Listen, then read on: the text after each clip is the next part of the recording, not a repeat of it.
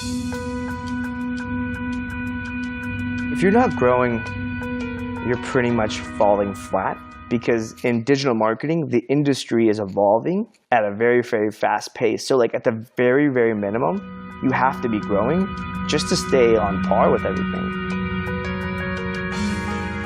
Hello and welcome to the Jumpstart podcast with Jeffalytics. I'm your host, Jeff Sauer. Today for our 60-second episode, we're going to talk with Sujan Patel, who's the co-founder of Web Profits and also in charge of a whole lot more than that. Now, Sujan and I have a bit of a history in the past, but we only met in person for the first time this year at the Elite Camp conference in Estonia. It would have been sooner than that, but we actually crossed each other in the air as I moved from Minnesota to San Francisco and as he moved from SF to MN at around the same time. But only one of us will admit that we left Minnesota eventually because of the cold. But now we're friends, and I've come to really appreciate how driven Sujan is in everything that he does.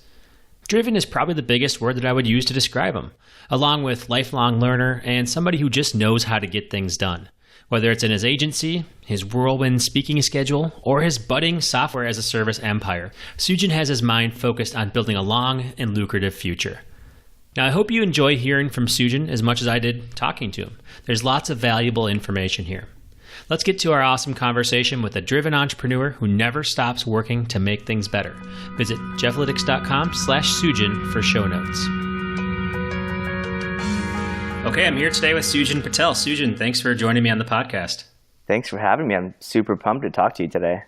Yeah, I think this is going to be awesome. You and I met a while ago, and it was like fast friends. So I think we're going to have a lot to talk about. And we spent a whole weekend together talking about internet marketing. So I'm looking forward to sharing what you know with everybody on the podcast as well. Yeah, likewise. Actually, we both lived in Minnesota for a bit. At least I lived in for a few years. So actually, funny enough, we didn't actually meet while we both lived there. Yeah, I think we crossed each other on the plane or something. Yeah.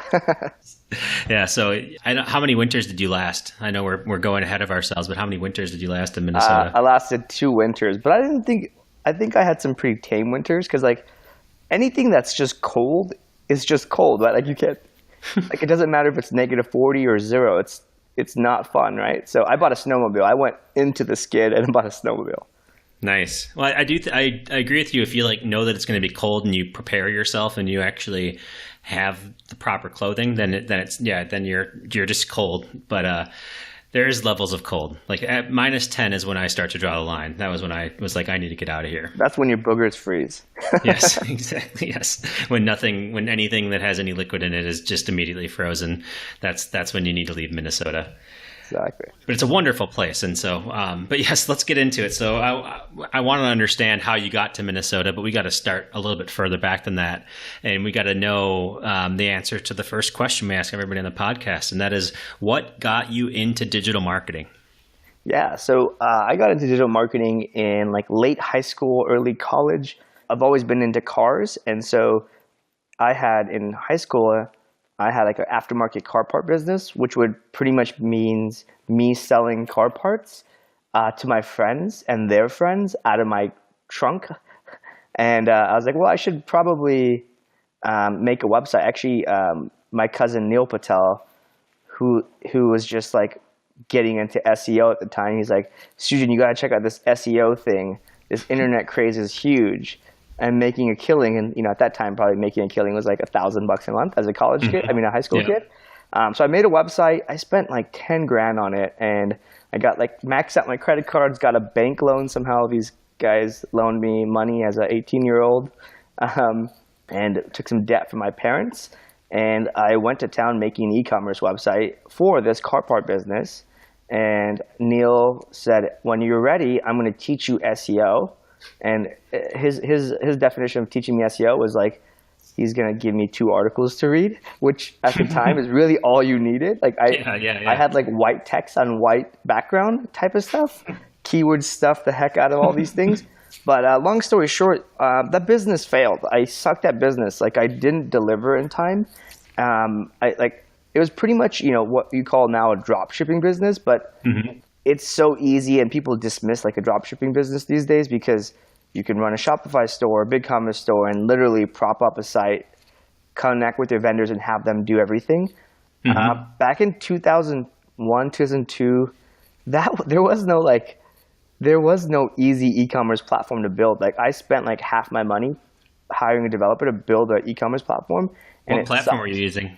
I don't even remember. Like Okay. I was convinced to build a custom platform, like I tell all my clients, please don't use anything but like BigCommerce, Shopify, Magento, because you're gonna be struggling building custom stuff, which is standard on these larger ones. But anyways, Yep. I got a lot of returns. Actually, I got a couple returns from products, and I set up some bad contracts where like I would eat the cost of the return. And so like somebody sent back like a $5,000 part, which means there goes my profit for the year. So I ultimately shut down the business. Well, actually my parents were like, dude, you're dumb. You gotta shut this down, and you're losing money on sales. So I turned that off, but I found my passion for digital marketing. I really crushed it on the SEO front. And so I went to town on Elance. So before Upwork, it was Elance. So I think it was Odesk and Elance merged to create Upwork. But I was on Elance, and one of the only Indians in America selling SEO services. So that's what I did in college instead of getting a part-time job. Nice. I like it. Well, it's funny. I've actually done the same thing with e-commerce. I had a store selling chlorine systems for pools, and I got to the point where I was so bad at this thing that I had lost money on every single sale. So I think people always see these internet millions and these different things and think you can get in there, which anybody can. Anybody can get into this stuff, and there's no barrier of entry, but there's a pretty big barrier to the actual millions part, and it's having some kind of business model and a lot of other stuff too. So that's a crazy story, and cool to see where you're at now, that yes, it wasn't always perfect. Yeah, exactly. It's, what it is like everybody sees like from the outside the tip of the iceberg of success, but what they don't see, and this is like, I feel like this is like you would read this on entrepreneur.com or any of this stuff. Like you don't see like the million hours of work, the thing behind the scenes, the soul crushing pain to get to success.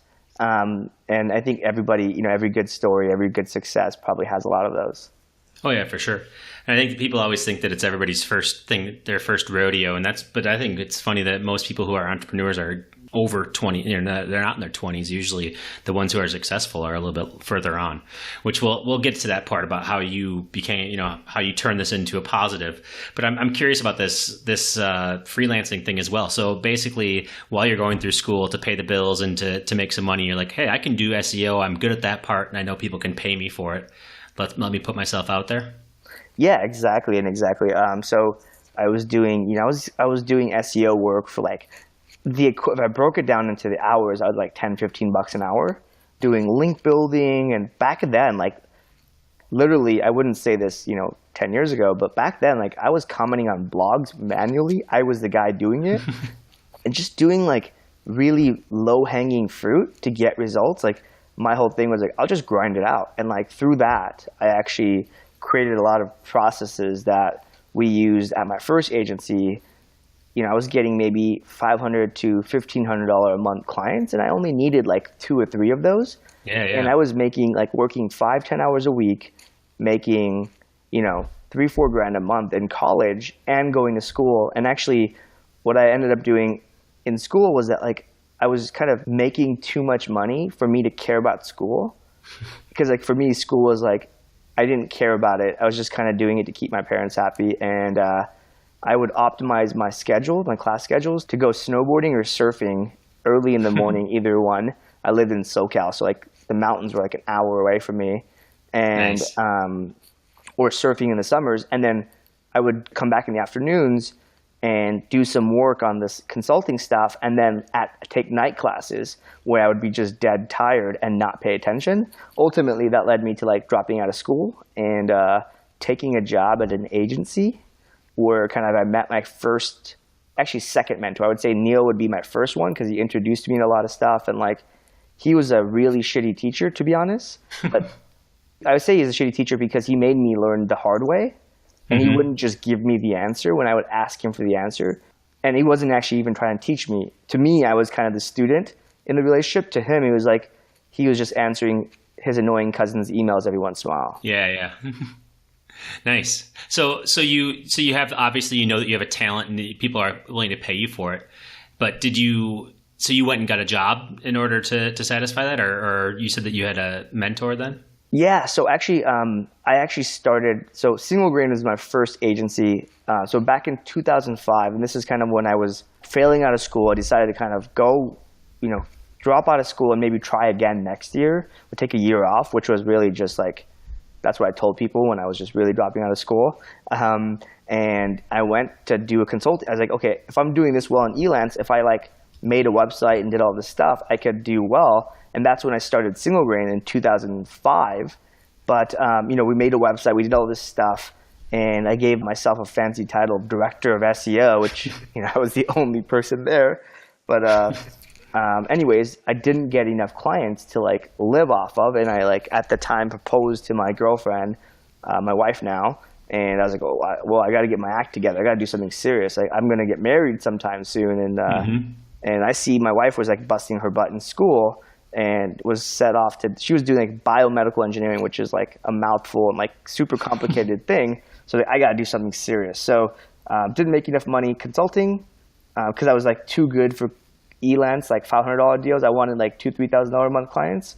And Elance is not the greatest place at the time to do that. So tried doing it on my own, failed to market myself, and ended up getting a job at a SoCal-based agency, Argus Interactive, and met my second mentor, Bob Corelli, who I worked with him for 3 months.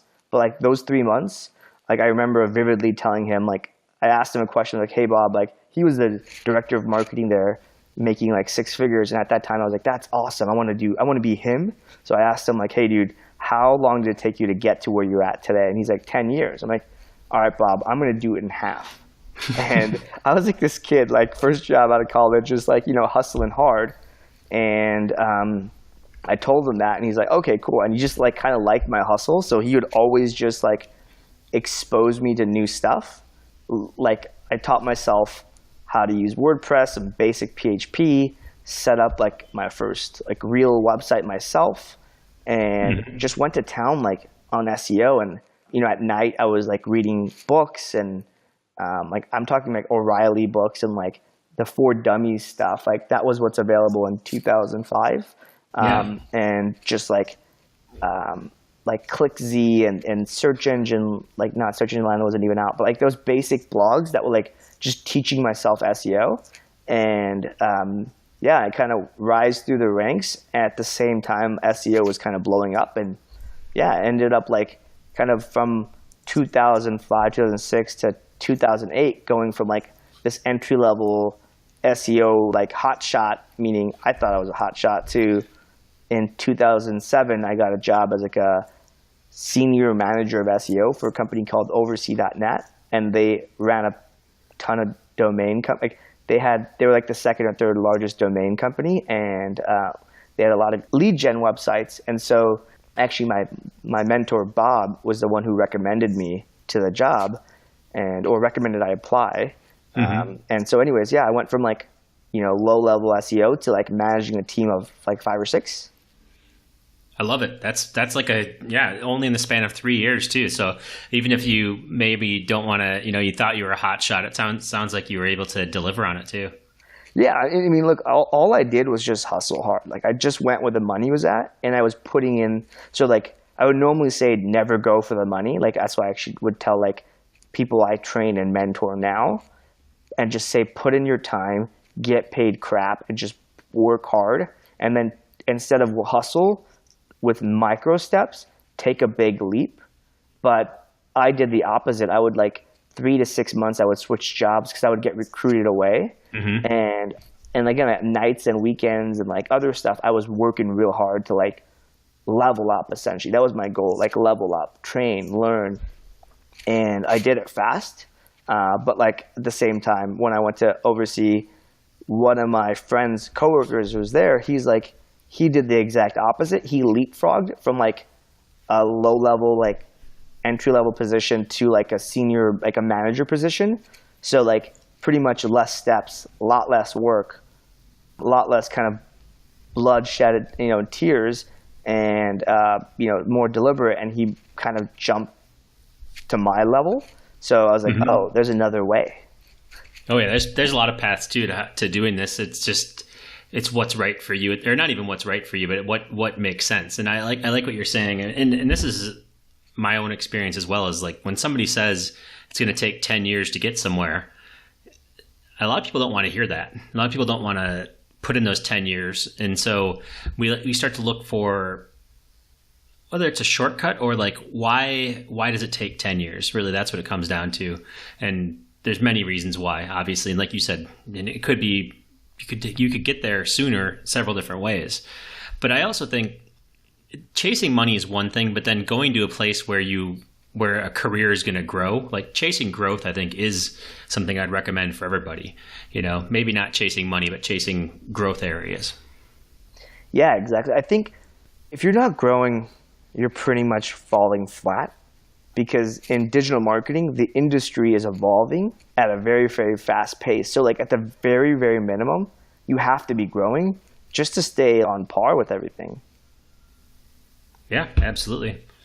So you're going through this and you're accelerating really fast, and then obviously you have your agency, and that's sort of where I was first introduced to you, I think. How do you make the transition from being a successful senior search engine optimization manager to deciding, okay, I want this idea that I have for my agency, I want to pursue this now? Yeah, so it actually started with at oversee.net. The company had to lay some people off. Like we had lead gen properties in the mortgage space, insurance, and a couple things. And this is like when the financial crisis hit. So like $50 million business unit got shut down overnight. They also had another one on ringtones, and regulations changed on like how you could market ringtones. Like back then, we were ranking and spending millions of dollars a month on driving paid search to this, but we pretty much laid off a lot of people. I ended up going from a team of 8 to 2, and I was like, oh wow, this is horrible. And I realized I was making well into six figures. I was 23. I was like, okay, what's the path of, like, what's my career development path? Like, not just what am I going to do? Like, I can get into, like, director of marketing, VP of marketing, but I was also looking at it, like, I was kind of young and naive. It's like, how much more money am I going to make doing the corporate route? Like, if I ended up getting a call from, like, US Bank, or actually, no, Wells Fargo, for a head of marketing position. And, I went through that interview process. I didn't end up going forward with it. Like, I kind of opted out. I actually also interviewed at Expedia and a couple other like large companies. And I was like, what the heck? Like, the pay is like only this much. And so I was like, financially, going down the corporate route, I'm kind of hitting like a kind of a plateau here. Like, there's not a glass ceiling, but like, how much further can I go? Without a degree, I could probably make an extra 30-40% more. How do I make 2, 3, 10x more? And at the time, just to put it in perspective, I was making about $150K in salary and like 10-15% annual bonus on top of that. So I was like, how do I make more than 200K? To be honest, that was the thing. The layoffs, I used that to my advantage. I was kind of trying to get myself out of that situation. So I pitched my boss, who is super financial. He's this like Harvard MBA, and he's a lawyer. He's just super sharp. And I was like, hey, look, I know you're a money guy. Let me put it to you this way. I kind of want to leave, but I love working here. You guys have helped me a lot. What if I switched to a consultant? And so I took my first job. I got them to pay my full salary. Actually, they got them to pay me $170K for the year, and I took them as my first client. Nice. And so that's what started Single Grain the second time. And I was like, well, I got a year runway. And I was like, I'm pretty sure, I'm just going to assume they're not going to renew this thing. I got a year to make this thing work, or have a very, very easy life for 1 year. And that's when I decided to go all in. I had an apartment. I got a 2-bedroom apartment instead of 1-bedroom. Second bedroom was now officially the Single Grain headquarters, and hired a few people. The first being Ross Hudgens. So he's probably like the most successful person I've had a chance to work with, or kind of work under me. So yeah, it was good. It was a fun time.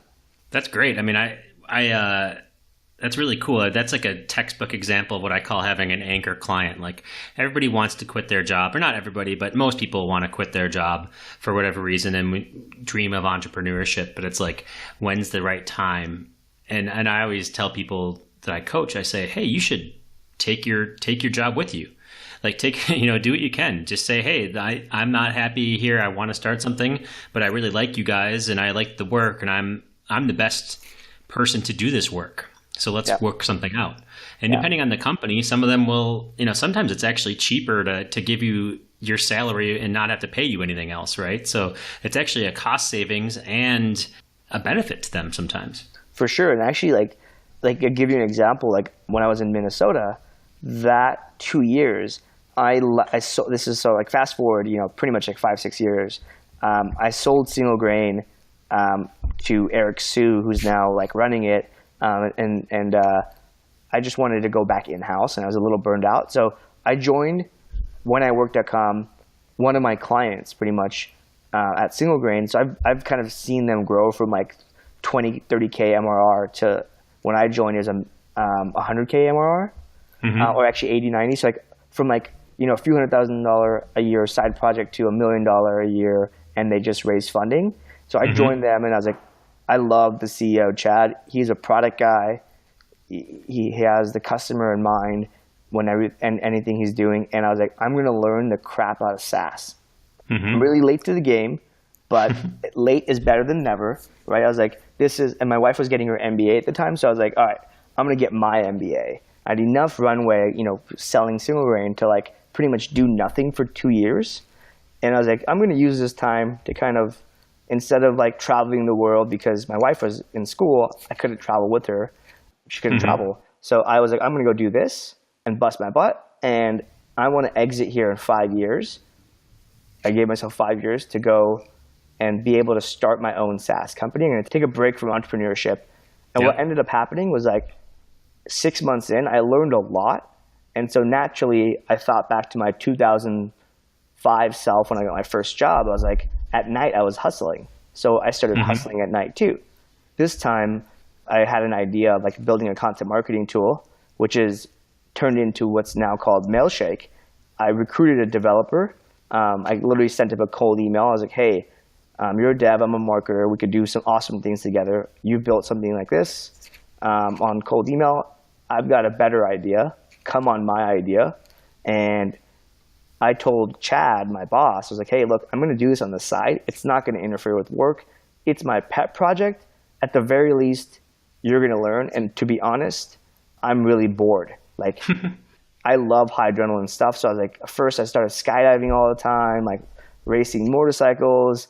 And I just kind of like was like, this is fun, but like, I just don't feel productive. And so I literally started working on SaaS and, a SaaS project, which is called contentmarketer.io in February 2015 with Colin on the side. And so at night I would be building that. And the crazy thing is when I work, we were this large company. I think we were at the time pacing at like 3-4 million annual revenue and lots of wheels to move, lots of departments. So doing these growth hacks or testing different things out were really tough. Like it would affect people and teams. So I would have all these hypotheses that I would want to test when I work in my day job, but I would do a small validation test with contentmarketer.io. And I would go back to chat and like, hey, look at this concierge onboarding. I've gotten the X lift. I've seen this and that in terms of free trial to paid. We should do this at when I work. And so I would go there testing all these things and like have some validation. And we literally tested it and it worked well. So I would kind of do both. And so he was super pumped because like he had free wins from me doing side hustles. Yeah, that's great. I mean, I would recommend that to everybody as well. As like when I was in the agency business, I couldn't try experimentation on Fortune 500 clients.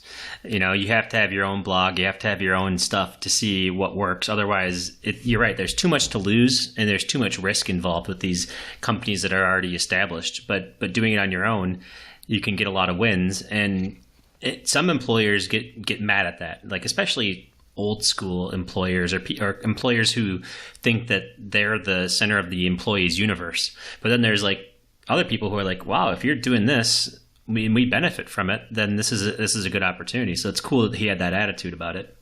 Yeah, and honestly, like there was nothing more to gain but me working longer hours. And I was already like working longer hours, but I was going from like the West Coast, like SF, like grind it out until you're tired. It's nighttime to like Midwest hard work. To be honest, is a very big difference. And I much rather do the Midwest, like work smart and kind of have a life. But I was just like, well, I have literally nothing else I can do. And so I was like, I can't even do more. But you're right. Like it really comes down to like proposition to your boss, to your whatever, because it's like they're getting free value from you working hard. Yeah.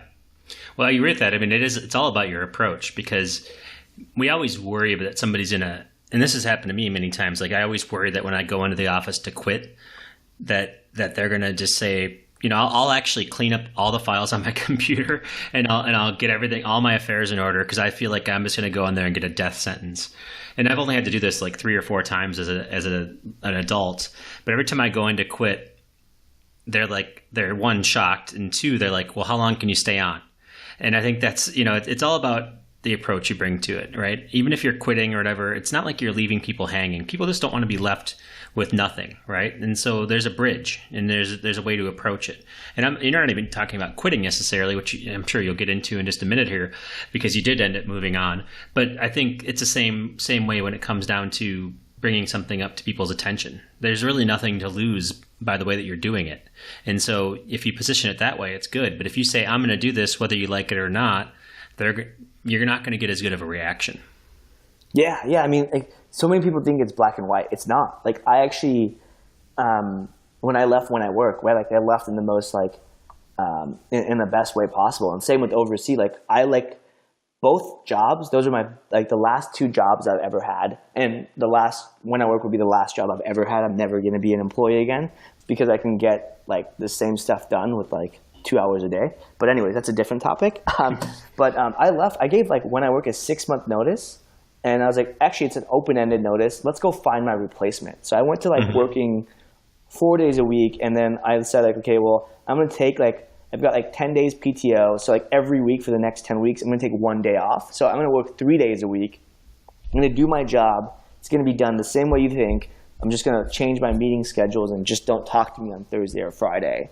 And I'm going to go help you find and recruit a new VP of marketing. And so actually I started doing these like marketing dinners. So I was traveling for conferences or whatever, and I essentially hosted dinners everywhere with a bunch of marketing executives with hopes of actually secretly interviewing them and vetting them out to see if they would be a fit for when I work. Yep.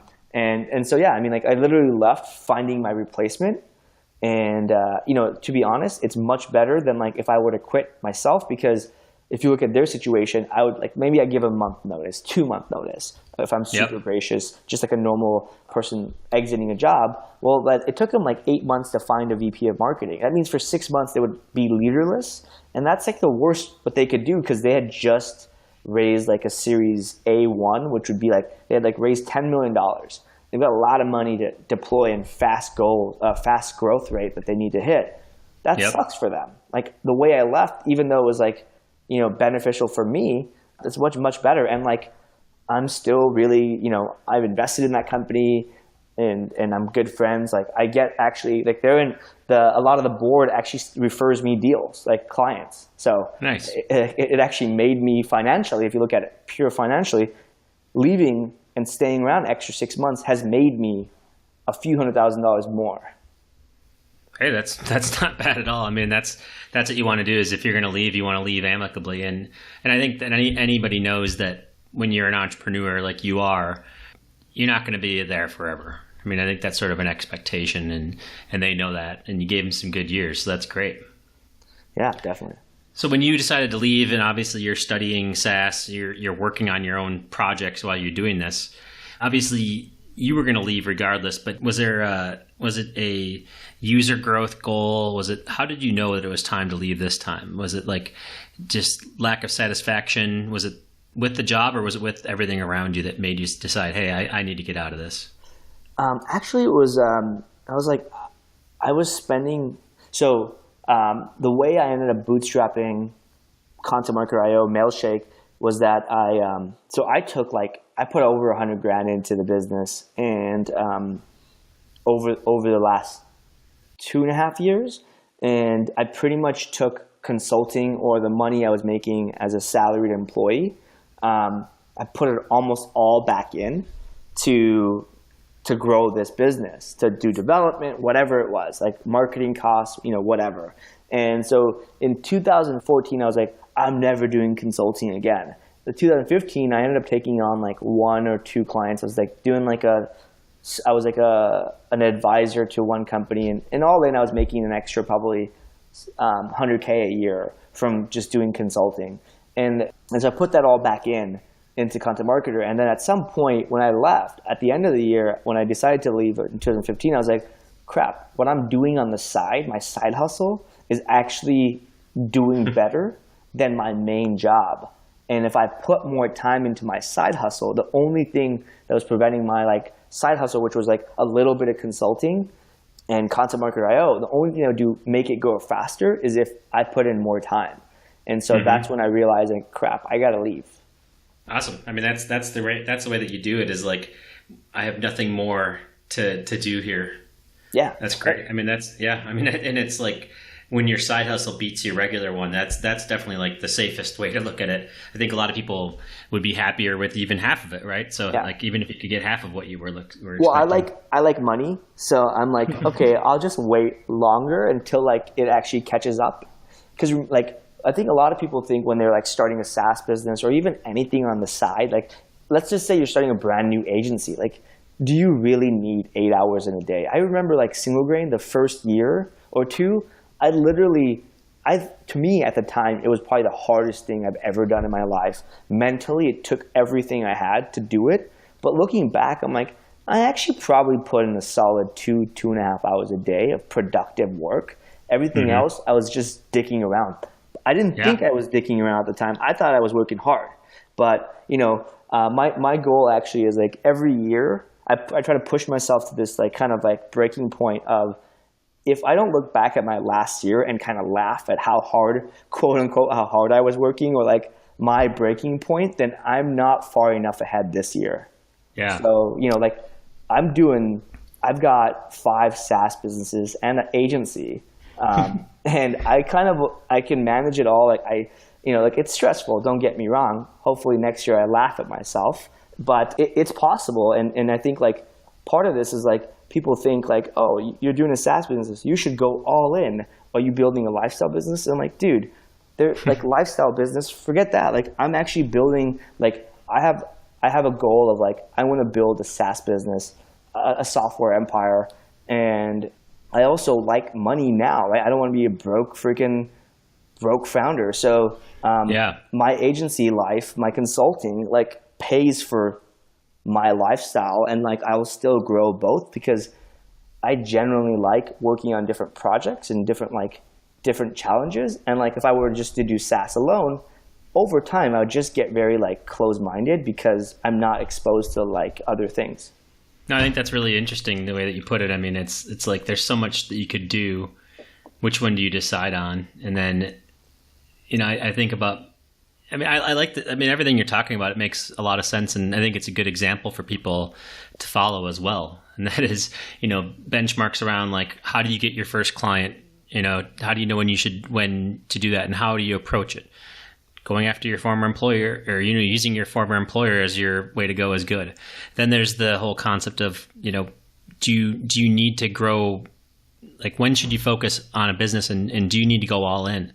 I would say that for most people, most people should go all in, but that's because their goal is generally to maximize the value of one thing. But it seems like what you're trying to do, it's not just to maximize the value of one thing today. It's really to build something that it's bigger than you are. Now, I'm also really interested in the fact that you were able to build an agency and not put a lot of in the time effort. I think that a lot of people fall into that trap where they're almost the opposite of that. They'll work 14 hours a day or 16 hours a day on their agency and not make a single lick of profit. And so do you have any tips or any ideas as to why you're able to get around that? Did you hire, did you outsource the labor or bring in, inexpensive labor? Did you just build a great team? How were you able to avoid that trap? Yeah, that's a great question, because I think this is a big problem a lot of agency owners have. I've talked to, really, 7-8 figure agencies, and I asked them point blank, what's your profit margin? And I'm like, so you're only making this much a year? You could make, let's put it this way, their take home a lot of times is pretty much what you could make as an executive at a corporation, right? Yep, that sucks. I thought the whole goal is to make more money, live your dream, blah, blah, blah, whatever, right? So yeah, they have all the stress. And all the negatives about owning something, but then they actually could have just taken a job and gotten paid as much. Exactly. So I went into that situation. I got into that situation myself at Single Grain. I was like, we built it to about $3 million in revenue our last year. It was growing well. We were growing fast, but every time we made a decision to invest into the company instead of take money for ourselves. And so ultimately, I grew really, really. The business grew really quickly, but my output capped at not much more than not much more to me, relatively speaking, than I would have made with a really good bonus at a good company, right? And so I was like, that's not cool. I want more. And so I learned a lot of lessons. And remember, I kind of burned out of Single Grain. So I was like, okay, I know now what not to do. I know a lot of things and mistakes I've made. And that was just because when I started the company, I was 23. Didn't know right from wrong. I mean, looking back at myself, I'm 33 now. So 10 years ago, I was like, I didn't really know what I was doing. I was kind of like, I'm building this business because that's the only thing I know how to do is go up and to the right. That's what I thought I wanted to do. So this time around, I was like, okay, this is now what profits, the agency we're talking about now. So I was like, okay, we don't want to build a low margin, high revenue agency business because our take home is shit. And then you have cash flow issues, you have a high, big team, all this problem. So the first thing we did was we're really, really, really selective with clients. That's 4 reallys right there. And that means we're interviewing them for their personality, as and showing them how we work, super transparent, but we pretty much don't work with most companies because they have either unreal expectations, and a lot of agencies, that are have a heavy sales force or whatever, they're like, yeah, let's take this on, and then it leads to just a shitty relationship. So we don't take on many clients that are not the right fit, or we kind of weed them out for that. 2, a lot of people mistake motion for action. So meaning you could do a lot of things, you can work 14 hours a day, but are you actually getting the results of your 14 hours a day? Most of the time, the answer, to be honest, is probably no. So we don't spend a lot on marketing. What we only do, our marketing budget is actually really small. It's probably around $5K a month. And that goes into editors, editing costs, building our email list, and a lot of content. Mm-hmm. And content doesn't pay off. Content marketing doesn't pay off in the short run. It pays off in the long run. I just had a potential call with a client this morning, and this is a 6-figure deal. And I asked them, how'd you hear about us? Not exactly that question, but they told me how they kind of came to talk to us. And it was literally a presentation I did in 2015, content I created in early 2016, a talk I did last year. And I was like, so nothing I did this year, today, this whole 8 months now of the year played a part in what got me this deal. So it's just being really, really efficient with kind of what you do and not wasting any time or resources and saying no to stuff like podcasts, interviews, videos, content, talks. Those are the things that helps me build long-term wealth. Yeah, I'm sure I'm missing out by not doing a lot of the other stuff, but the effort and cost to that is not worth the output. So there's that. And the last thing of how we're able to maintain and grow quickly high profit margin is by hiring the right people. So what I found through the Single Grain days is that I need to hire really smart people. So the first time around I was hiring people and training them how to do stuff. This time around I forked out a bit more cash up front, but I found people who are good leaders. So I still have the mantra of no account managers because I hate that. It's just a layer of fluff that clients can see through. and two, like it just annoys the crap out of employees. So we want people who can communicate with clients, and that's teachable if they have the right personality. And we want people who have initiative to do the right thing, and when we're doing the wrong thing, to be like, argue with me, to say, no, this is wrong. And we have a team of 4 in Austin, and then we have about 8 people we work with in the Sydney office. So the other thing we did, and they're first of all, they're all really well, like they're all like mid-level to high-level, like senior people.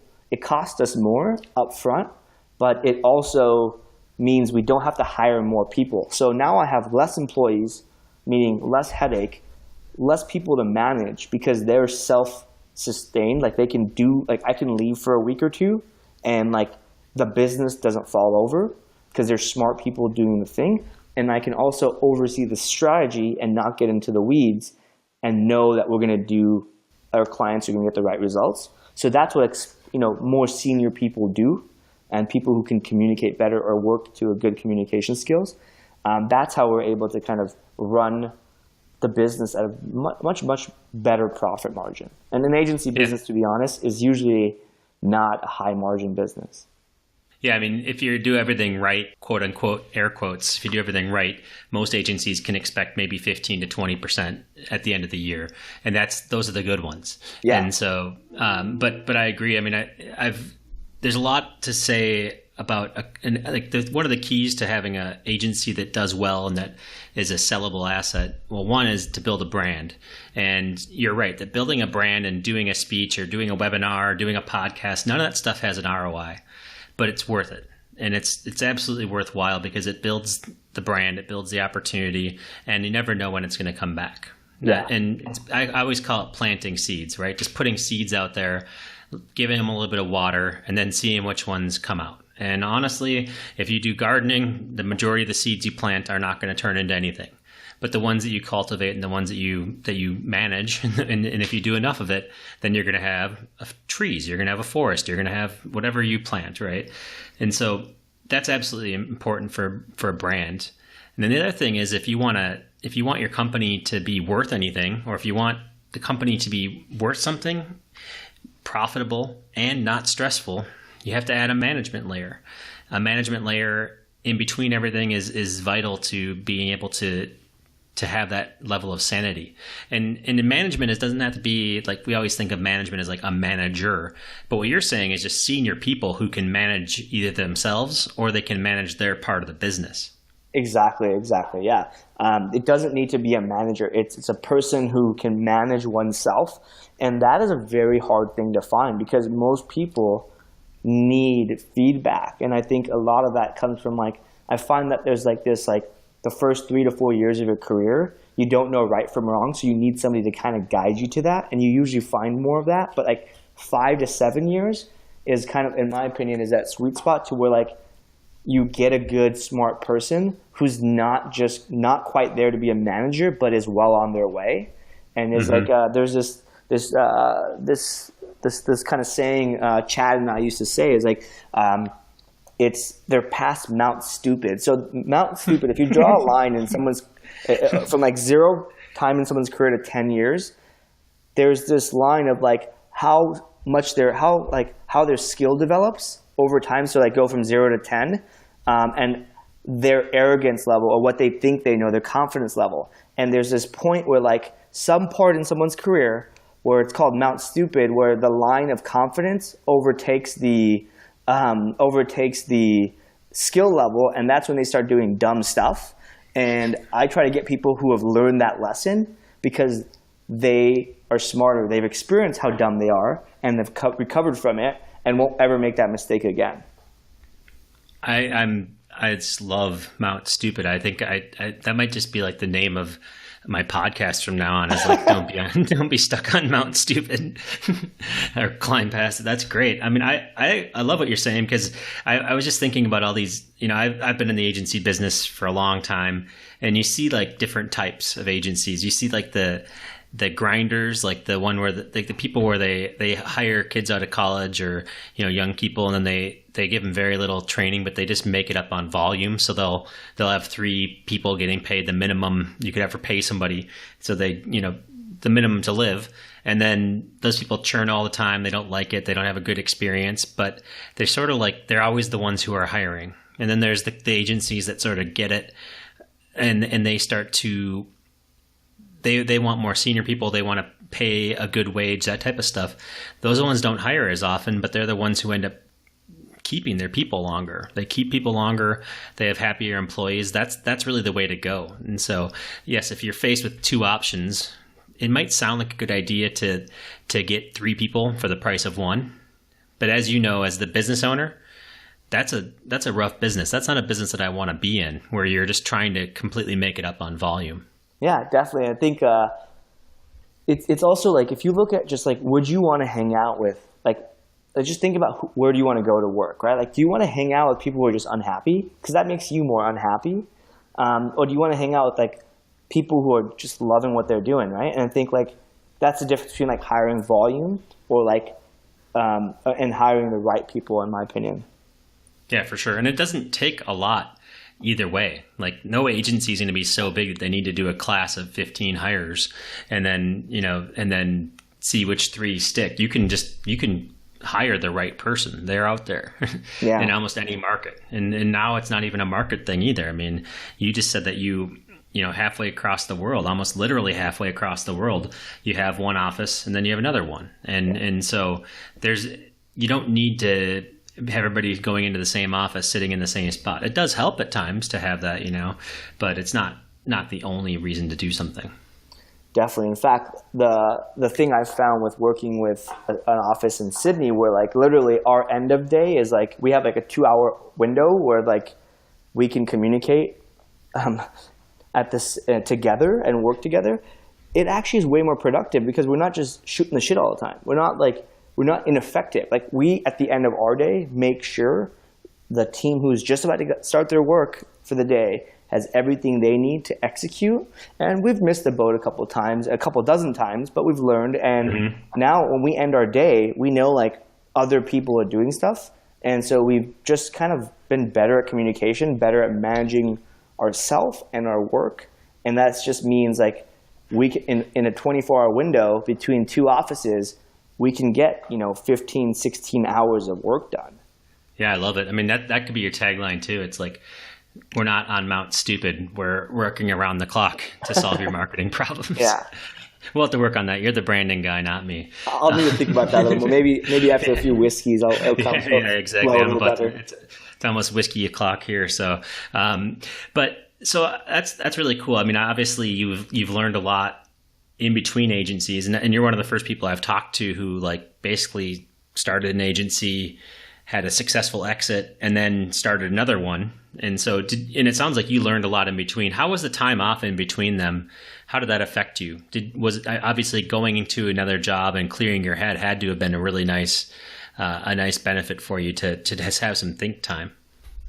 Yeah, definitely. So I mean, the 2.5 years in between was like absolutely critical. A learning period for me. Like, I kind of had to like turn off and let time pass by for me to get over it. In fact, like, I actually was like, there was just a lot of internal animosity of like what happened, and like nothing bad happened.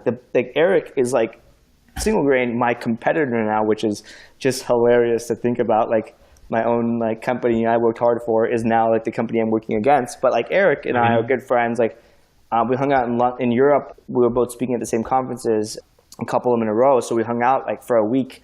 And, we just kind of shared like what happened over the last 2.5 years. And I was able to see his point of view of like the company he bought. And I was like, holy crap, I never even thought about that way. Like, that sucks. Like, you had a hard time too. And if it wasn't for like that 2 years kind of like, or just letting time go by, like I wouldn't be where I am now. Like, I learned so much, and I needed to like let it out of my system. And the thing that, to be honest, that helped me the most was like, 1, not doing consulting for a long time. 2, going back on the in-house side of things to see how the other side of the world, that the people I'm selling to, how they work. And that's kind of when I started Single Grain. I had a few years where I worked on the, on the in-house guy. So I was the guy buying the services. So again, I know like kind of, I guess, who my customers a lot better. Oh yeah, you've been the guy with the budget. You've been the one who's been seeing these pitches and seeing how weak it is, and you know what buttons people need to push. I agree. Like when people pitch companies, they talk about it. They don't. It's features versus benefits, right? Like agencies will lead with their features, and then they won't tell the company that they're working for how they'll benefit them. And so just knowing that and knowing what benefits you expect has to be a tremendous asset as you sell agency services to other people. Exactly. And actually, it helped me realize what I don't want to do because I put myself too much in the day-to-day of the business. I didn't hire enough like people to run my goal now is to be able to have a company where like I could disappear for like a week and it go by. I've tried it now for like a week and a half, like 10 days, like not business days, like 10 actual days, and it works. So I'm trying to kind of increase that speed, and I've done so by hiring people that are better than me. And that's that cliche of like hire people better than you, but like on the SaaS side, people are like, hey, how come you're not full time? Mailshake and these companies seem to be doing well. Like we're all in with all of our businesses combined, we're well over $1 million ARR, and these businesses are growing and all profitable. But we're reinvesting stuff back in. And people are like, why don't you, I get questions like, why don't you go back in, or why don't you go full time on any one of these things? You're missing out. I'm like, actually, no. Every time we find a channel, every time we find an opportunity, let's say content marketing and organic traffic is kind of the base of a lot of these companies. Word of mouth and the product itself is a big growth driver too. Instead of going in and doing it myself and putting more time, I've actually just hired people who are better than me at it, right? So like that way it's getting done better. I don't have to go full time, or I don't have to go put more of my time, and it's a net better result. So it seems to have worked out. And again, like at some point, these businesses may need a CEO, but you'd be surprised if there's a good vision, a good product, and solid marketing, how far you can get without needing a CEO who's like looking at the vision, because we still haven't, like Mailshake or any of our companies haven't caught up to the vision that we've had. It's still working towards the first vision, or like before it needs to extend to kind of the next one. I love it. And I'm going to give you the most ego stroking compliment that you probably get all year, but it's almost like if Elon Musk would have just focused on one thing or stayed his lane, then I think the world wouldn't be benefiting nearly as much as it is. Now, I'm not going to put you in the full Elon Musk territory yet, but I know what you're saying is like if you can get a good team, like obviously he's the face of the figurehead for these things, but it's his team and the people that he surrounds. He's more of the spokesperson for these great people that he has on the team. Thanks, man. That's I'm just trying to work my way up to Elon Musk's status or kind of get closer. But like if you look at like Apple, right? Like Steve Jobs, and whatever you think of him, but he ran two companies for a while. He ran Pixar and Apple, right? Like I call the other guy. What's the guy from Square? The CEO, Jeff something? Maybe Jeff. I don't know. Anyways, Square has two companies running Twitter and Jack Dorsey. Jack Dorsey. There you go. Not Jeff. Jack. And yeah, so I mean, like people can do two things. Like you can. I call bullshit. You just need to work harder. Like I work, I think like I used to work like 13, 14-hour days. And I mean, if you include like the prep for the speaking and all the other stuff, like I'm working my ass off. You can do it. Most people just don't want to put the time in. Like they have, to be honest, they probably have real excuses like kids and a family or whatever. Like they got a job. There's always like shit that's going to be real stuff in your way, but I think you can work on multiple things. And I'm kind of like, people have told me from the beginning, like, hey, you should focus on one thing. I'm like, yeah, but I actually work better personally. People who tell me that don't know me to the point like I know myself, and I work better when I can go do some stuff on one thing, get my team to go execute on that. That's going to take a few weeks, and then I can go work on another thing because I like results and feedback and seeing the growth. And so in a day, I get to switch my mind from like 3-4 things, and then I can kind of, know that something is happening and check back in on like either a day, a week, a month, whatever, and then keep moving back and forth between those projects. Yeah, and I think you're the only one that can judge that. So you can take feedback from other people. I mean, I've gotten that feedback myself, and actually I did that. I did tone down things because of that feedback. But then I think, well, what would have happened if I would have done this? So I think that it's an easy thing to say, oh, you shouldn't do so much, but it's an empty thing to say if they don't know what your ambitions are and they don't know what you're looking to achieve. It doesn't have the right level of context. So it's like you can take what you will. And that's any advice you get is like I process lots of advice. I have people that give me ideas all the time. And part of your job as a CEO of your own life or the CEO of your companies is to decide which ones you want to go with. Yeah, there's this method. I've been part of Entrepreneurs Organization EO for a few years now. And there's this method they teach. It's Entrepreneurs Organization is like a group of people that are I think you need like $1 million, $2 million annual revenue or above to like get in. So you're just kind of you form these groups within inside this organization, and you meet regularly. You do these things, and this is your CEO buddies. This is your people, other people who are in your like feeling what you're feeling, and have struggled to give you feedback, which is very, very important because I think when people give advice, one, they're giving advice on things they don't know enough about. Like you take it from a person who's done that, been there. But even that person who's done that, been there, has probably only done it once, right? They're not a professional teacher. So what we learned and what I've learned is what's called the gestalt method. If you look that up on like how to give feedback, how to do things. So you don't give advice. You never want to give advice. You want to give like your experience with that problem. Yeah. And that is like the best way because advice is stupid. You don't know that person's situation. You don't know what they're thinking. But know maybe you've experienced something similar, you share that story, and that person can pull advice they can take from that. I like that. I mean, I've sort of done that without having a framework, but so it's great that there's an actual name for it and everything. But I find that, like I have my agency course where I teach people how to run a more profitable agency. And a lot of times they ask me a question and all I can do is tell them my story and my experience. I'm like, hey, this is what I did. Here's what I'd do differently with what I know now. But basically, I think and people find that really valuable because you're right. It's not like advice is empty, especially you don't know anybody's context. And so even when I answer random questions, I'm like, I don't know anything about you. So I'm just going to assume I'm going to make these assumptions. If they're wrong, then this advice is not valid, And I think people really appreciate that because then they can picture themselves into it. And it's a sort of a storytelling art to get to that point too. Exactly, and actually, that's my pet peeve. What I see on the internet these days is there's too much like all the content in the digital marketing space is advice. Like it should actually, and people call out like how this company grew by X doing Y, right? I actually like those things because it gives me an idea. Like those are the ones I want to read. And like I won't do the same thing, but I might get a tidbit. I might get a little nugget, and that one nugget, is maybe all you need to reframe what you're thinking, reframe what you're doing, or whatever, Yeah.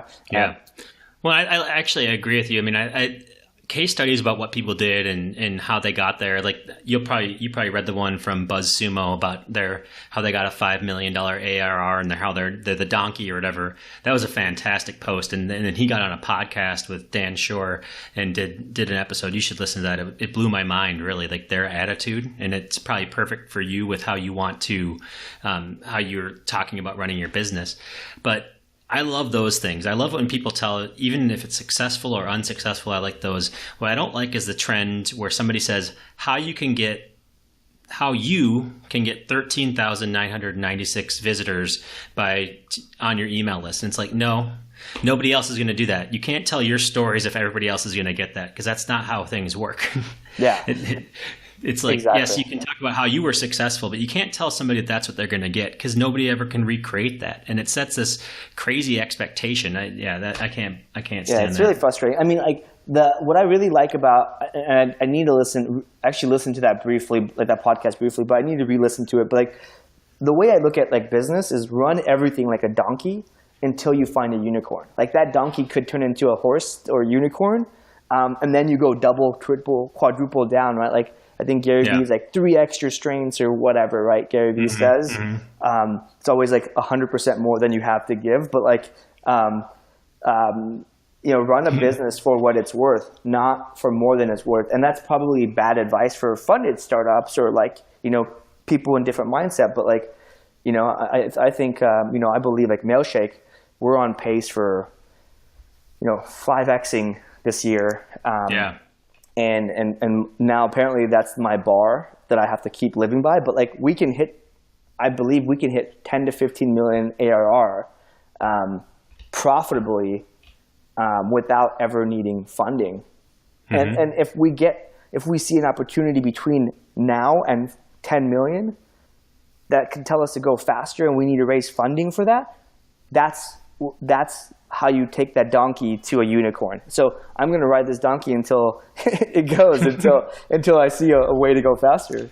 Yeah, well, and that's still a great life and a great living if you can get to that point too. And so I think that a unicorn is. I mean, I'm a Midwestern boy, meat and potatoes, and so I like the unicorn idea is sort of like it's like a foreign concept, but I understand that's like the talk out there. But I think it's realistic.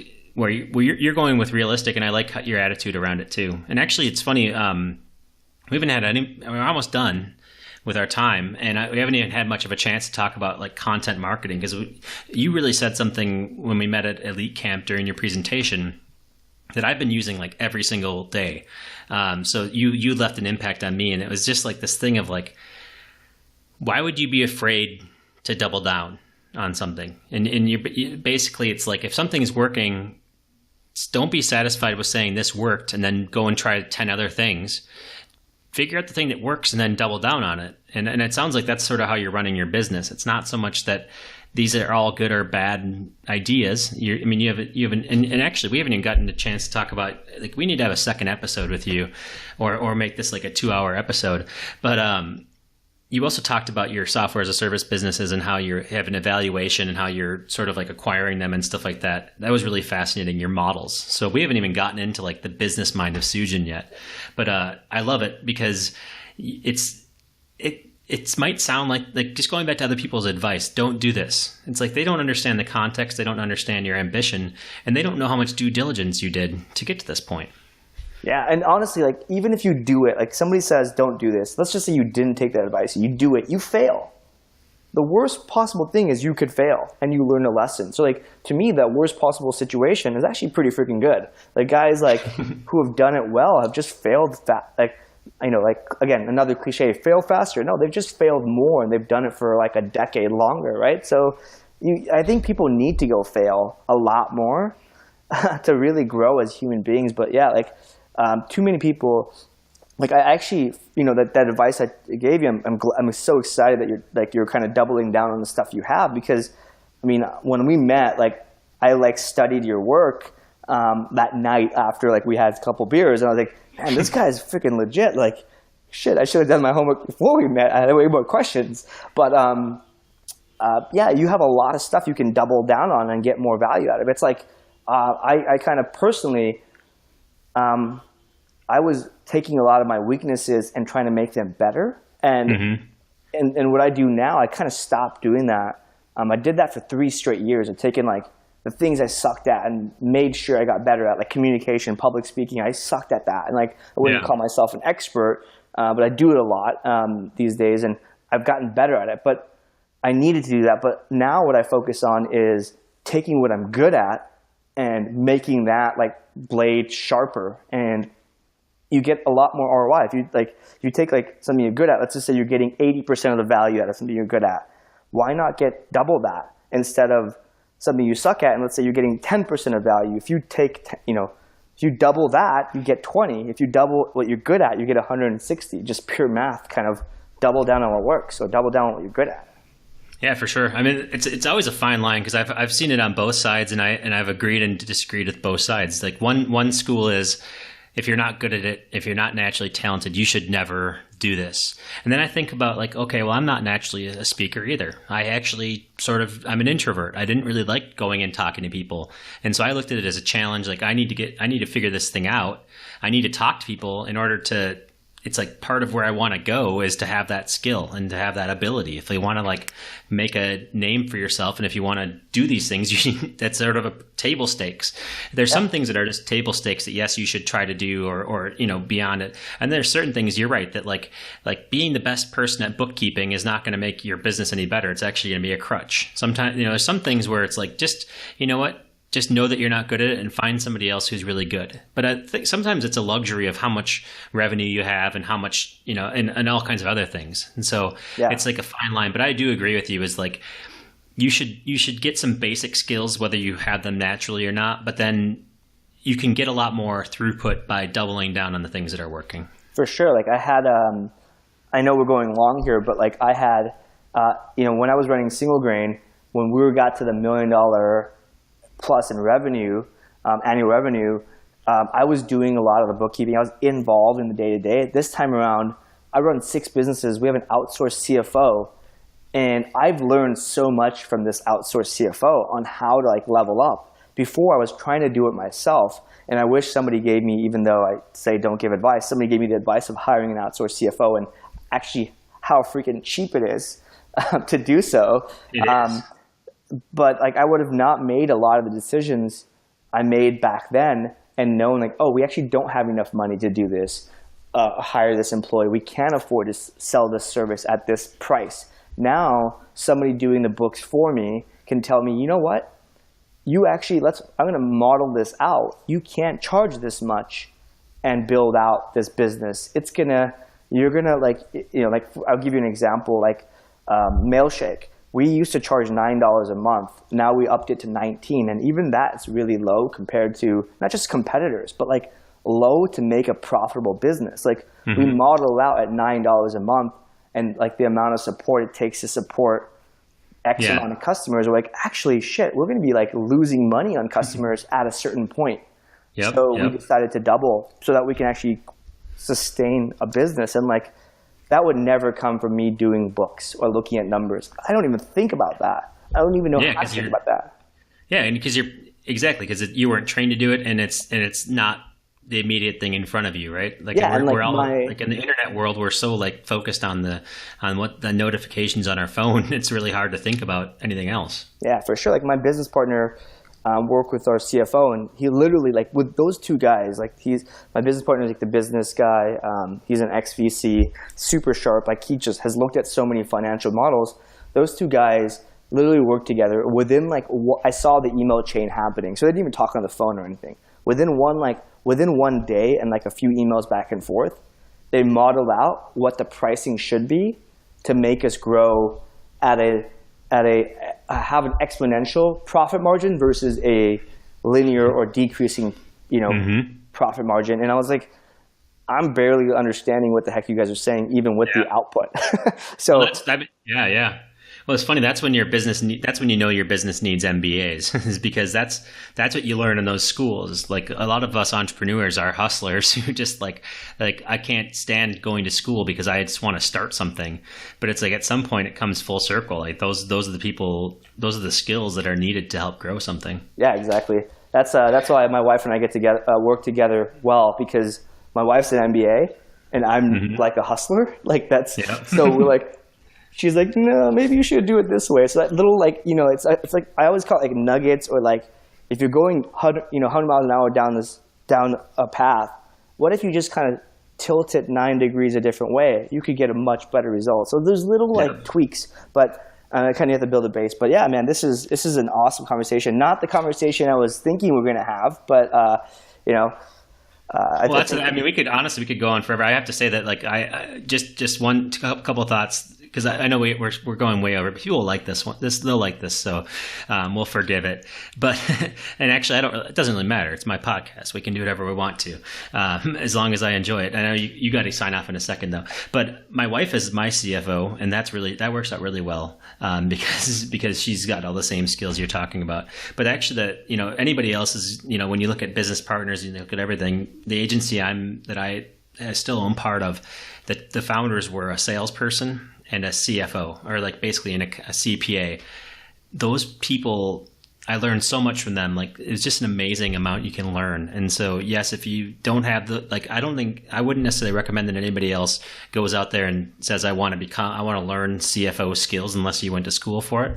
But I also learned a lot by being like the treasurer of a nonprofit. Like being on a board and just being around people, looking at financial statements, it can be really, really beneficial to you, even if you don't know what those things mean. So surround yourself with good people and then try to learn it, but don't expect that you're going to be an expert on it. Yeah, definitely. And you're right, like that nonprofit, that thing that you kind of like did, that it's much easier to understand outside your business. Like I gave advice, my wife and her sister, now her sister alone, run a wedding planning business, and I've been kind of mentoring them and like advising them on how to do things, and like looking at their financials or looking at what they do has made me smarter at business, because I'm not looking at my business. I don't care about the day-to-day. I'm only looking at the bigger picture. So I think that's good. Like that's why I always encourage, and that's why I really love like doing consulting, because look, I know what I need to do to grow my business, but I don't know what I don't know. And doing it for other clients and doing it for other people, you get exposed to a lot more kind of openness. And that's at the end of the day, that's experience. It's a rookie and a seasoned person versus a rookie. Yeah, exactly. Or nookie, as I said. or somebody who's stuck on Mount Stupid. Yeah, that's right. Awesome, man. Well, this has been a tremendous conversation. So I thank you so much for joining us. I really appreciate it. My pleasure. It's been a blast. Well, this was an awesome chat. It went in directions that neither of us thought that it would go, and it could have lasted another hour or two. Perhaps we'll have to have him on as an all-star in a conversation in the future. I loved Sujan's agency stories and what he learned along the way. Sujan is entering the third act of his agency business, and he's doing his best to improve each time that he goes through another act in his story. But I don't believe him when he said that Minnesota winters weren't that bad. He must have picked up some Minnesota nice during his time in the North Star State. Now, here's the crazy thing about Sujan, though. We talked for over an hour, and we didn't even get a chance to talk about any of his software as a service companies. So we will link to those in the show notes. And thanks for the chat, Sujan. I'm glad to have you as a friend, a peer, and a sage in this world of marketing. For show notes, visit Jeffalytics.com/Sujan.